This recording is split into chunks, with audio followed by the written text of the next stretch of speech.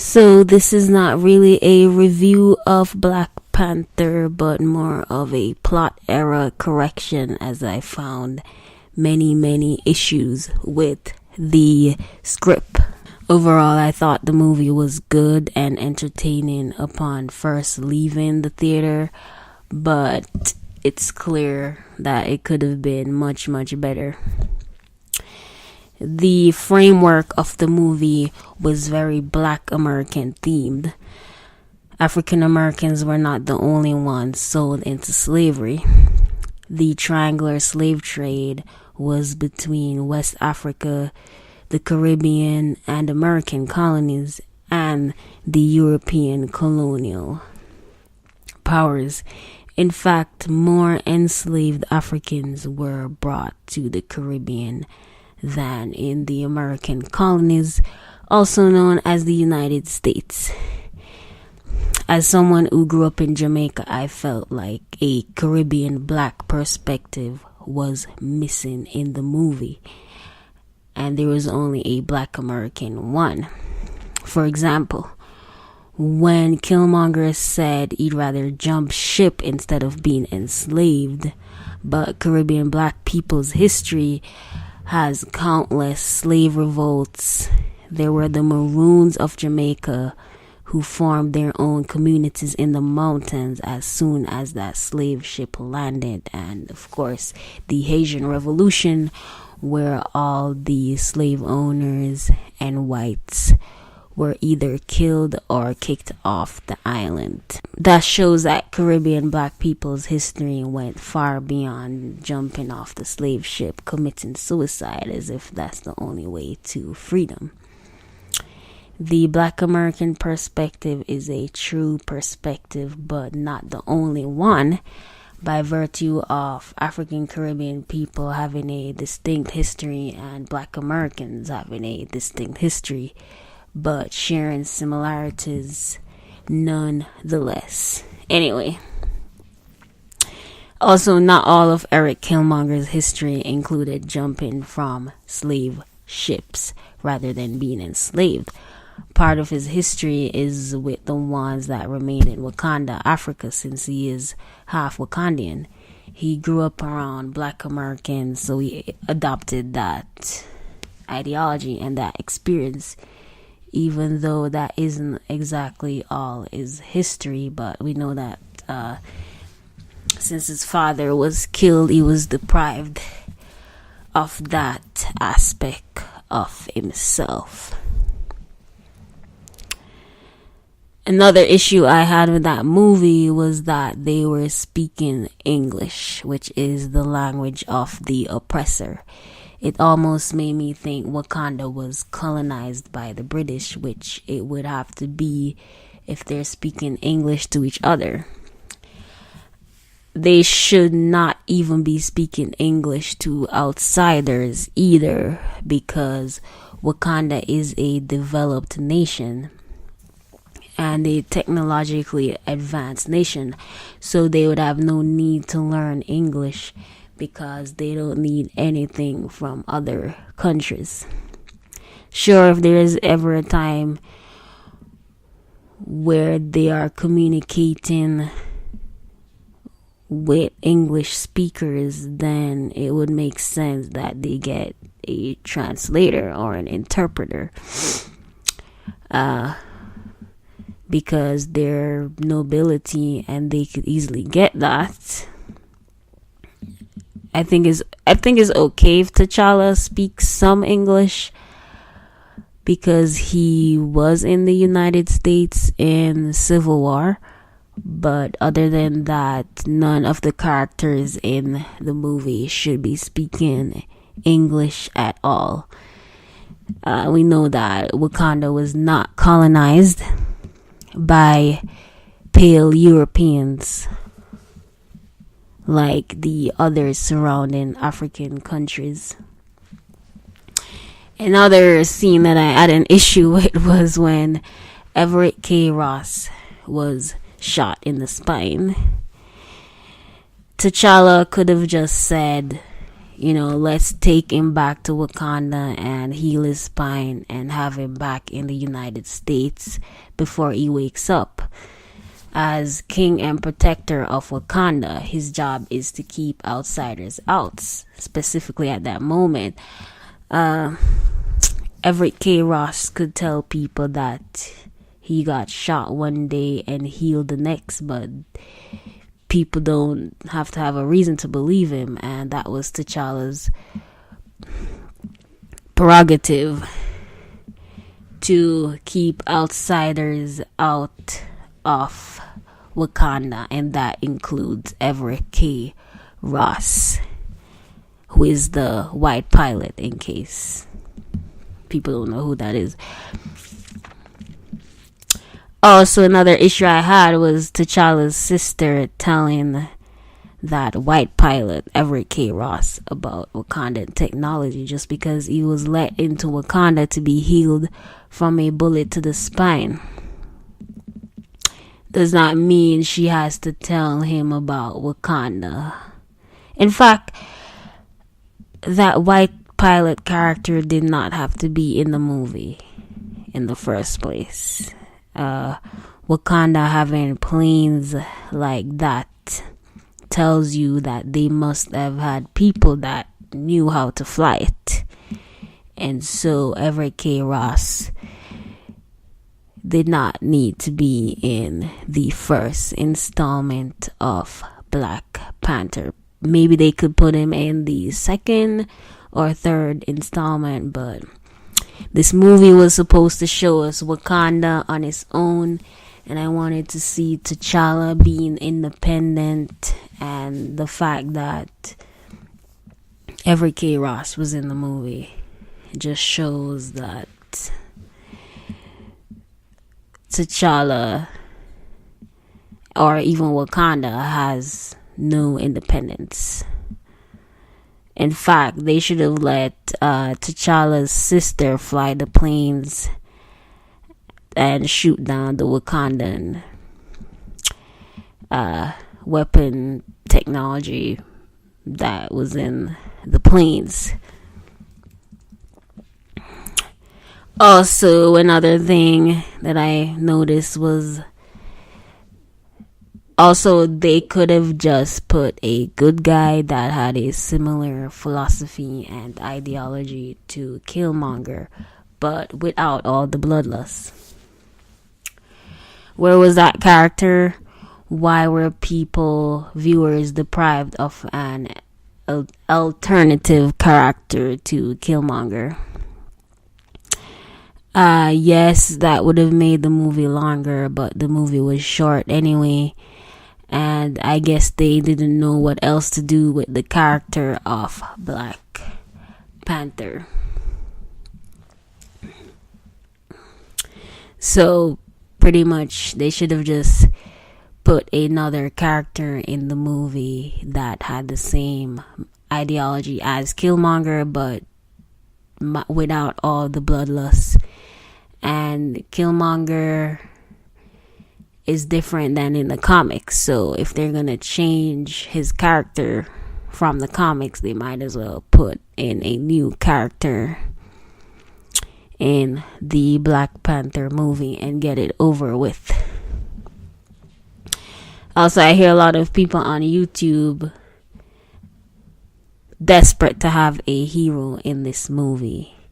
So people are saying Killmonger is the hero, but the truth of the matter is there was really no true hero in this movie. In real life, Eric Killmonger couldn't be running around killing that much people and not end up dead, in jail, or deported back to Wakanda, even though he was born in the United States. Like W.B. Du Bois, who was born in the United States and stripped of his American United States citizenship and spent the rest of his life in Ghana. Since Eric Killmonger really wanted to get to Wakanda, all he would have to do was have the same mindset as WB Du Bois had, and they would have just stripped him of his American citizenship, or they would have just deported him to Wakanda. He did not have to do all those killings simply to get to Wakanda. So that's what I thought of that whole situation.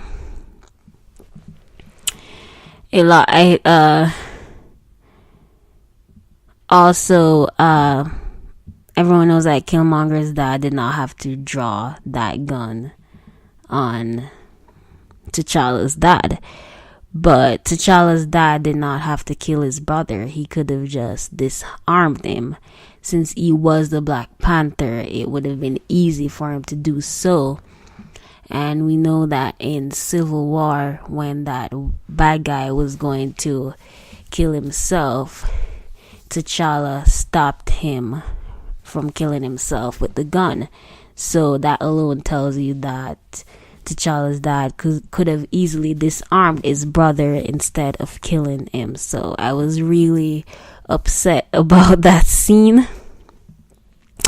And that only shows that T'Challa's father is a bad guy.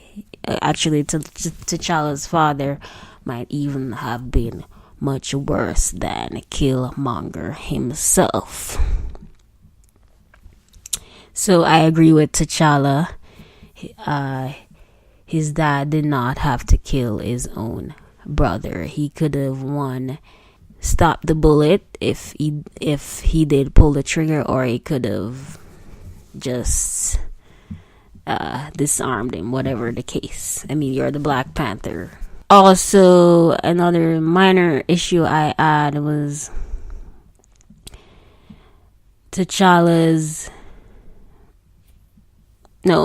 Killmonger's dad should have known that they would be tracking the vibranium. So I don't know why he tried to sneak that out of Wakanda, because he's Wakandan, so he should know how his society operates. He should have known that they would track vibranium and they would know it's him. So that was kind of not a smart thing to do on the part of Killmonger's dad. So that was a minor issue. But anyway, another issue I had was that scene in South Korea.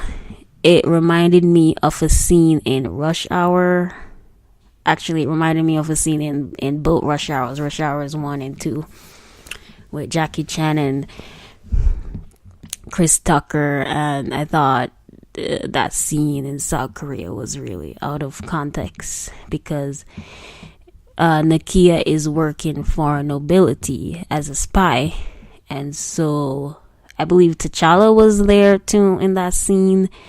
And they should have been able to go into that restaurant easily, because they are nobility, they are royalty. They should not have to answer to a South Korean vendor. So that was weird.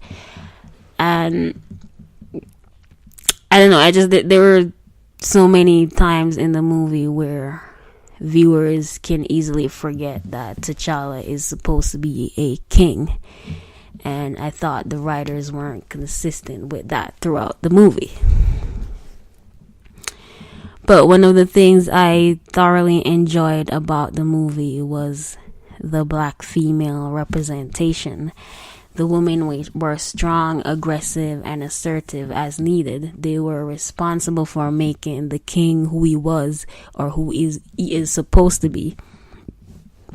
I like the idea of him having female bodyguards as women, especially the original woman is the giver of life. And it would make sense that they are protectors. So I really, really enjoyed that part of the movie. Another thing I had an issue with in terms of plot was the second fight between T'Challa and Killmonger this time. All T'Challa had to do was push Zori out of the way and tell him to not interrupt the fight as a way to protect Zori, then proceed to beat Killmonger. Or another way that could have went down was Killmonger stabs Zori, and then T'Challa gets so angry as he did in Captain America when his father was killed. Using that same anger, he could have beaten Killmonger. So T'Challa was very out of character there. There is no reason why Black Panther should have been flung over the cliff into the sea. I feel like the writers just wanted a reason to make Killmonger take over Wakanda. Also, I found it strange that neither Nakia or Shuri, T'Challa's sister, went to look for his body. For me, it would have been a part of Ayu's character not to go look for T'Challa's body when he got flung over the cliff, presuming he were dead, but it would make sense that Shuri or Nakia would go look for T'Challa's body, presuming that he were dead. So I was thinking it was a part of Wakandan culture to look for the bodies of people that are... to not look for the bodies. I was assuming it was a part of Wakandan culture to not look for the bodies of people that are presumably dead. That was very strange to me. Moving on. Or they could have just made them look for T'Challa's body and then carried him to that other guy, that guy that had challenged T'Challa to a fight earlier on in the movie. Anyway, I think that T'Challa should have considered what Killmonger was saying and admit that Killmonger was right about black liberation. And he could have just said to him oh, you're right, but we don't want this to be done in such a reckless, selfish, and abrupt manner. Because that's pretty much how Killmonger was going about it, or how he wanted it to be done. He was doing it in a reckless, selfish, and abrupt manner, and just killing everyone in his pathway. Killmonger did not have to kill his girlfriend. So, if it's about sacrificing her for the cause, that means he could have easily sacrificed himself and then his girlfriend go to Wakanda instead for the cause. So that was he just did not have to do that, pretty much. Also, T'Challa's character was very flat, one-dimensional, because if Wakanda is the only country that has not been colonized by Europeans, then as king of Wakanda, he should know that all the countries surrounding Wakanda were colonized by Europeans, apparently. And that should tell him that people of African descent and of the African diaspora are in need of liberation. That alone should tell him that the condition of people of African descent are oppressed and they need liberation. So even if T'Challa didn't know, or he had no idea what was going on in Black America, he should have known that the surrounding countries of people that looked like him were colonized and exploited by pale Europeans. So therefore, the condition of black people around the world would be similar. So he should have known that as king of Wakanda.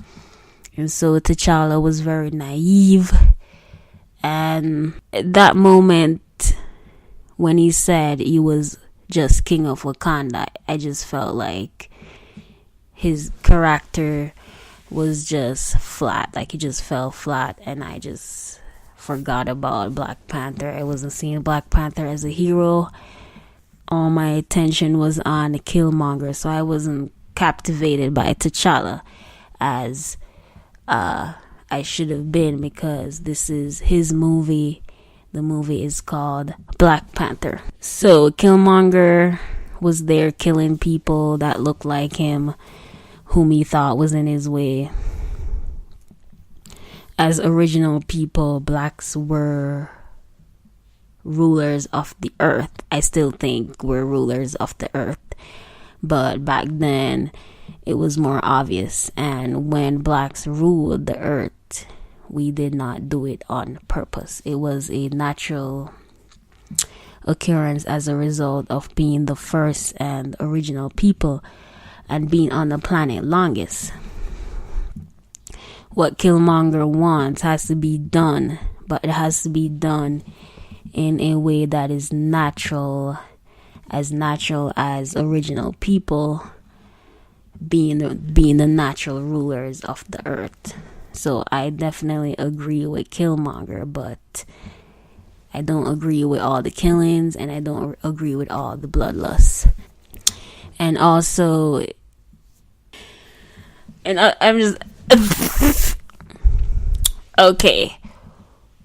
If Killmonger's plan was to send all the weapons, Wakandan weapons, out into the world, did he have a team who knew that those weapons were for them and that they should use those weapons to liberate themselves? Like, how does he know that black people, after seeing the Wakandan technology and the weapons, how does he know that they know that those weapons are for them and they're supposed to use those weapons for liberation? Because a lot of us are brainwashed and a lot of us don't know that we need liberation. So he would have to know who and where he was sending those Wakandan weapons to. So that's why I thought Killmonger's plan was reckless. Like, he's supposed to know who those weapons are being sent to when he tries to get them out of Wakanda. And also, another thing, he did not come to Wakanda with a group of people. He just came by himself, and I just thought it was really selfish. So Killmonger was not a hero, and T'Challa was not a hero either. There were no heroes in this movie, none whatsoever. And the black females were about as close as they were going to get to having heroes in this movie. So that's where the movie fell short. Hopefully for the second installment, they won't use the same writers and they won't use the same directors, and hopefully they can get an African on the script and get a Caribbean black person on the script also, so that we can have a much more complete picture of black perspective, and that would help us to know what we need to do. I mean, it would just having more different black perspectives on the script would make a huge difference in how good or how bad the movie turns out. One could see the weapons leaving Wakanda as a symbol of liberation of people of African descent, like Marcus Garvey, who was Jamaican, by the way. But a symbol can only do so much. Killmonger would have to have a plan and allies. Throughout the movie, he was a one-man team. The right way would be to do it in a slowly but surely manner where you don't miss a beat. So that is what I believe to be the right way for liberation.